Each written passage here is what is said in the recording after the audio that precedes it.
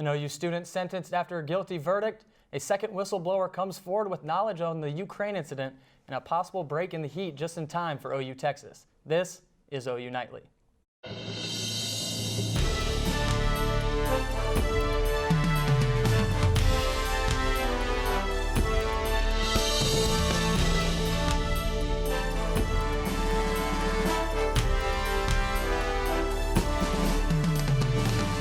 Good evening and thank you for joining us for OU Nightly. I'm Verdea. And I'm Olivia Whitehead. We begin tonight with a big change in our weather.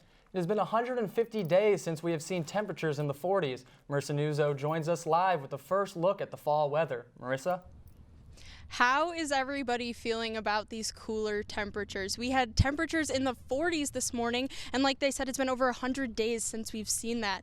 And we're expecting another major fall shift like that to come later this week. So why exactly are we seeing these dramatic shifts? Well, if we take a look at our map, we can see that there's a literal dip in our upper atmosphere that's creating a nice little pocket right over Oklahoma that cold north air can just rush right into and drop our temperatures a whole bunch. So coming up later this week, we're expecting another pattern like this to come right over Oklahoma and go into Dallas too. And this time, along with some temperature shifts, we can expect to see some more thunderstorms and some rain moving along with it. So we're really getting into this fall pattern where we're going to be warming up and cooling down back and forth with a little bit of severe weather possible later this week. And of course, I'll have a Dallas forecast for anyone traveling down for OU Texas weekend later.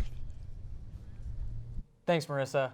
A Delaware County jury found a one-time OU student, Darwin Huddleston, guilty of first-degree rape and sentenced him to 5 years in prison. Huddleston was arrested in 2018. He was accused of molesting a family member over the course of several years, starting when the victim was 9 years old. According to the arrest affidavit, the abuse occurred while Huddleston was babysitting the family member. OU Nightly checked with the university admissions today and was told the last record of Huddleston being enrolled was in spring of 2019. He also faced charges of lewd exhibition of a person, but was found not guilty on that account. This week, the Gender Equality Center is hoping to raise awareness and inform the student body about rape. The GEC believes that this is something that is all too common on campus. Throughout the week, it will feature events on survivors' art, hosting trainings as well as an open mic night. Hema Patel, an intern at the GEC, believes this is a week to start the tough conversations. By providing those spaces where survivors and victims of sexual assault are comfortable sharing their stories kind of raises awareness that it is something that's occurring on our campus. And so by doing that and allowing people to hear their stories, we can work together as a community to help put an end to it. The GEC wants everyone to know that they are not alone. If you are in need of help or need someone to talk to, visit the GEC website for more information. The recently released Sooner Safety and Fire report shows an increase in sexual violence from 2016 to 2018. OU Nightly's Taitum Wilson shows us how one OU professor is working to give a voice to sexual assault survivors.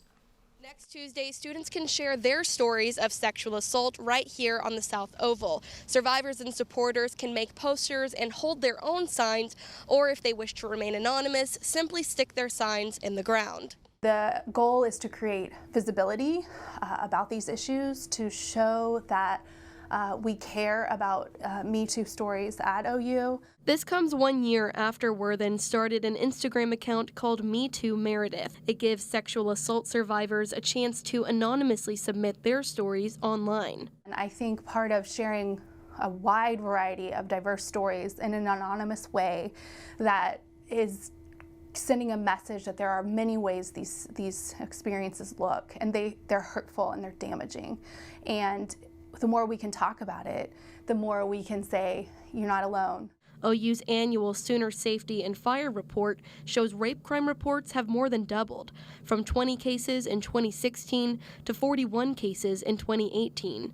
The sharp increase could indicate that victims are more comfortable coming forward. I think it's encouraging that we have higher numbers of reports as kind of backwards as that sounds, I think the more visibility that we can bring to these issues, the safer our campus will be. But there's also an ongoing investigation into former OU Vice President Trip Hall, whose emails are being looked into by the Oklahoma State Bureau of Investigation after a student alleged Hall sexually assaulted him.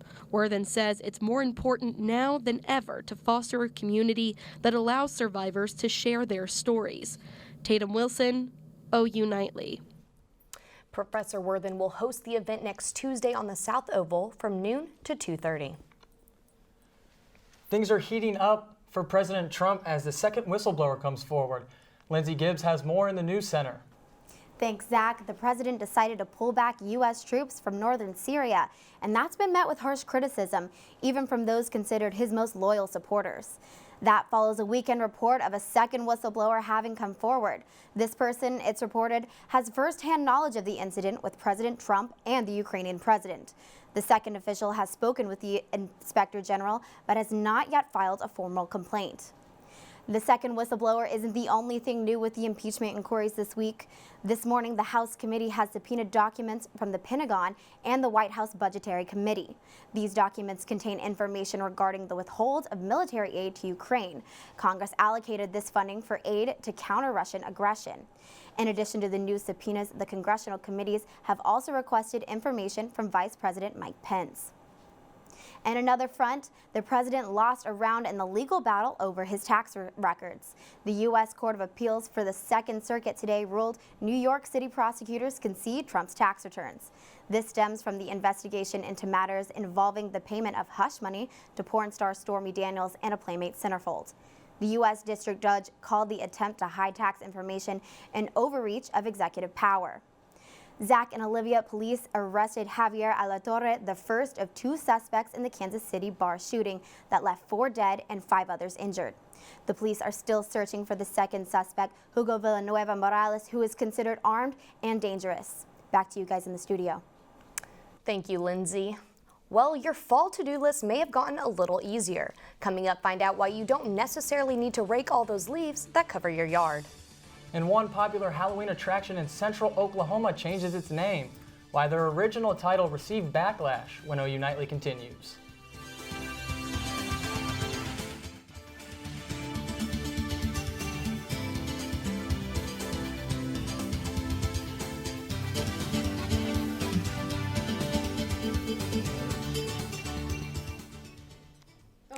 Welcome back. Well, that 3D printer you want to use might not be healthy for our air. Adam Seibel joins us in Earth Report with more details. Yes, with 3D printing on the rise, some are beginning to look at the health implications of this new novelty. The Georgia Institute of Technology found the particles 3D printers emit can negatively affect indoor air quality and might harm respiratory health. Researchers looked at the particles and found that when heated, the plastic filaments released a toxin harmful to people. The study recommends operating 3D printers in well-ventilated areas and only using plastics that have been tested and verified to have low emissions. Consumer goods giant Unilever, maker of Ben & Jerry's and Dove, has committed to cutting its use of plastics in half by 2025. In order to meet their plastic initiative, the company will offer more reusable and refillable packaging and sell more naked or unwrapped products. The company will also use more recycled plastic in its packaging. As plastics continue to pile up in landfills around the globe, more companies are hopping on board to reduce waste. Plastics are expected to outweigh fish in the ocean by 2050.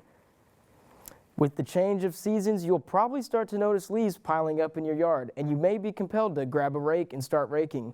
Well, this year, the rake, it can stay in the shed. Raking leaves is now found to do more damage than good, leaving you with one less chore to do this fall. Researchers have found that it's more beneficial for the environment and your lawn to just leave the leaves. According to the EPA, yard trimmings made up around 34 million tons of waste in 2015. Instead of raking the leaves, it's recommended to just mulch them with a lawnmower. And for all you football fans heading to Dallas for the big game, Amtrak is still offering its $32 tickets to Dallas. And what better way to save some money on gas and reduce your carbon footprint? Thanks, Adam. And it's OU's favorite holiday weekend, with many football fans headed to Dallas for the Red River rivalry. So will it be sweater weather or time for tank tops? Your OU Texas forecast is coming up. Marisa Nuzzo has that and a look at tonight's forecast. Marisa? This year's OU Texas is going to be a lot different than what people are used to, so you're going to want to find out next.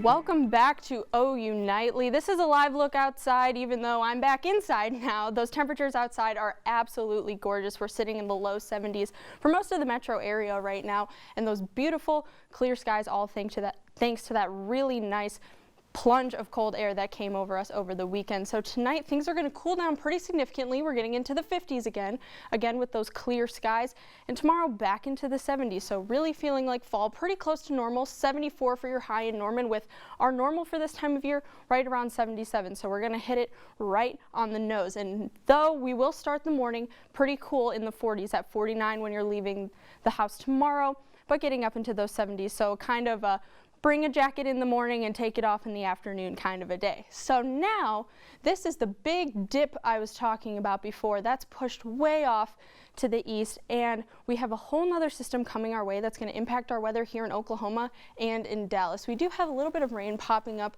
Wednesday morning, but now check out this low, and this is what they call that sweeping cold front, moving pretty quickly, popping up some storms along it, and even some more rain as we move into Friday as well. So let's take a closer look at what that rain is actually looking like. So Tuesday and Wednesday are mostly dry, except for these little sprinkles, mostly in northwestern, western Oklahoma, very early 8 a.m. on Wednesday morning, but those don't stick around very long. They move out pretty quickly, and then the bulk of that rain is going to come to us in the afternoon on Thursday and push to the southeast as it moves through our area along that cold front on Thursday.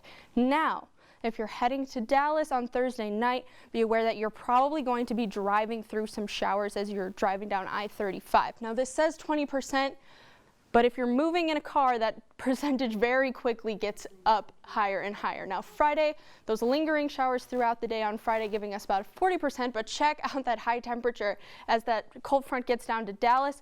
We're looking at 63, and then Saturday, we're looking at 68 for your high on Saturday for that game. So that is much different than any time I've ever been at OU Texas. And here in Norman, we're going to be in the 70s and 80s, and then when that cold front gets here to Norman, we're going to be in the upper 50s for Friday. So we'll be in the upper 50s here in Norman. Okay. Dallas is going to see the upper 60s for the game. That is what I'm most excited about, because honestly, I think the hardest part about sitting through that game is that heat. Is the heat. You're sitting in a giant tin can heating up, but things will be a little bit different this year. Might have to change the wardrobe a little bit, maybe some jeans instead of all the little shorts and dresses, you know? It'll be a nice change. Looking forward to it. Well, thank you, Marisa. An annual Halloween event in Moore is changing its name after some public backlash. Located at Little River Park, the event has been going by the Trail of Fears for the past 6 years. But now the Halloween attraction will be called the Trail of Horror. People took their concerns to social media, explaining how the original name sounded too similar to the Trail of Tears, where many Native Americans lost their lives during the forced relocation. After members of the community voiced their concerns, city officials felt it was time for a new name. We want this to be a fun event and a family-friendly event, and so we hope that the name change will keep it free of any controversy. The Trail of Horror will be held on October 18th from 8 p.m. to 11 p.m. And we have a full slate of playoff baseball today with every team in action. Anything exciting happened so far, Dylan? Plenty of exciting action today. We've got the scores and the highlights, and someone with the last name Gruden lost his job as head coach this morning. Was it John? Was it Jay? We'll have the answers. Stick around for sports.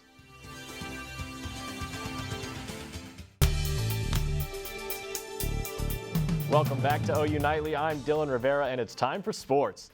After a slow start to the game on Saturday, the Sooners kicked into high gear and came out atop the Jayhawks 45-20. Quarterback Jalen Hurts contributed 4 total touchdowns to the cause, 2 on the ground and 2 by air. Game Day used Sam Brown and William Soule dive deeper into how the Sooners looked on the road. Sam Brown here with my main man, William Soule, breaking down the Sooners' 45-20 win over the Kansas Jayhawks here in Lawrence. Big game all around for the Sooners. Here's what Lincoln Riley and a few players had to say about their performance. I think we made a couple of mental mistakes. We just kind of came out of the gate a little bit slow. Had some opportunities really on both sides of the ball to make big plays. It's a lot of things we could have did better. We on the defensive end, I know personally myself, we could have finished a lot better. But honestly, it's a W. We're going to celebrate that very much. I'll just say this: we have a lot of self-inflicted wounds that we have to learn from. We got to continue to take steps. We got to play more discipline.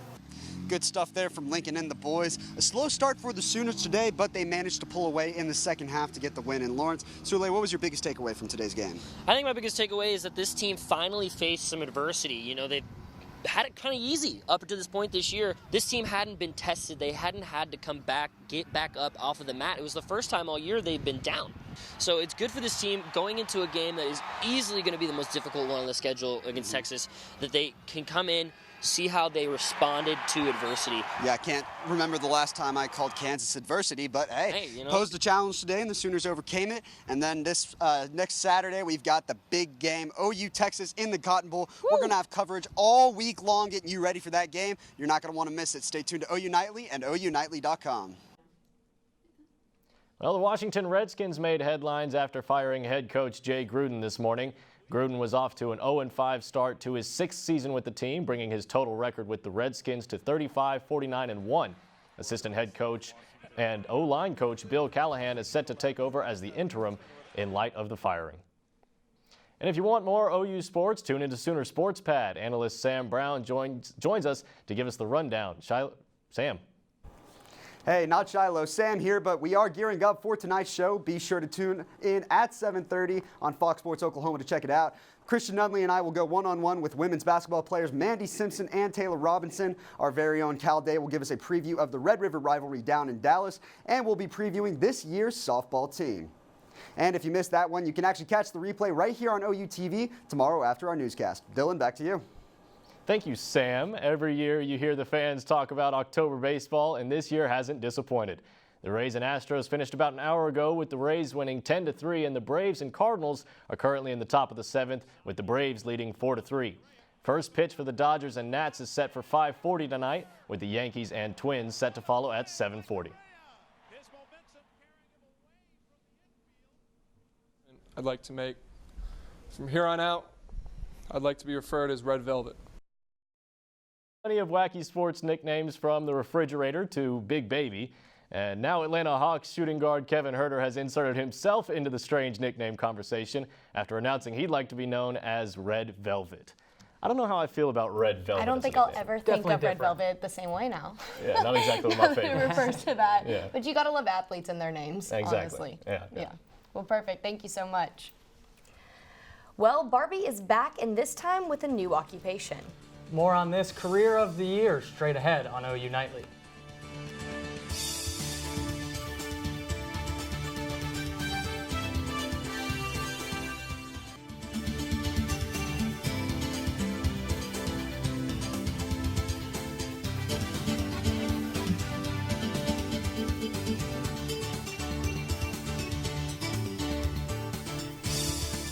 I'm Emily Johnston at the OU Nightly Update Desk. Democratic State Representative David Lowe and other advocates have filed a lawsuit that challenges a new Oklahoma law. The bill, which was signed earlier by Governor Kevin Stitt, would allow most adults to carry firearms concealed or openly without a background check or training. Lowe warned against the dangers of the new law. This law is scheduled to go into effect November 1st. That's it for now. Back to you in the studio. The newest Barbie is headed to the courtroom. Complete with a robe, lacy white collar, and gavel, she will be available in 4 different skin tones and 4 different hairstyles. Judge Barbie is a part of Mattel's Career of the Year doll with the mission to inspire young girls. The global head of Barbie brand, Lisa McKnight, hopes the new doll will have girls imagining themselves protecting the rights of others, in turn increasing the amount of women justices in the future. Wow. Guys, I love this. That's so nice. I'm like looking forward to seeing what the other careers are that they have. You Maybe know, we can get a little anchor, or we could get weather a girl. Barbie with a clicker, maybe a little green screen behind Yes. us. Phone out there. We'll see. There's so many opportunities for them to go with other different options. Especially girls need to know how to do the weather, because especially this forecast, it's pretty complex. We have a lot going on. We're looking at temperatures in the 80s into the late week, and then dropping drastically into the 50s on Friday, and 60s and 70s back again this weekend. So we're definitely in that fall pattern. Back and forth. They like to call it the clash of the air masses, with the cold and the warm back and forth all the time. So unfortunately, there's not much to get used to here. We're just going to be kind of going warm back and forth. and then cold. So maybe start pulling out your winter clothes, your Just winter get Barbies. ready. Get ready to I don't exchange know. it a little bit, you know? Yeah, don't put the summer stuff away just yet. It's going to be a nice little mix-up. Okay. Yes, absolutely. Perfect. Well, thanks for tuning in to OU Nightly. We're live every weekday from Gaylord Hall on the campus of the University of Oklahoma. We'll see you back here tomorrow live at 4:30. Have a great evening. Good night.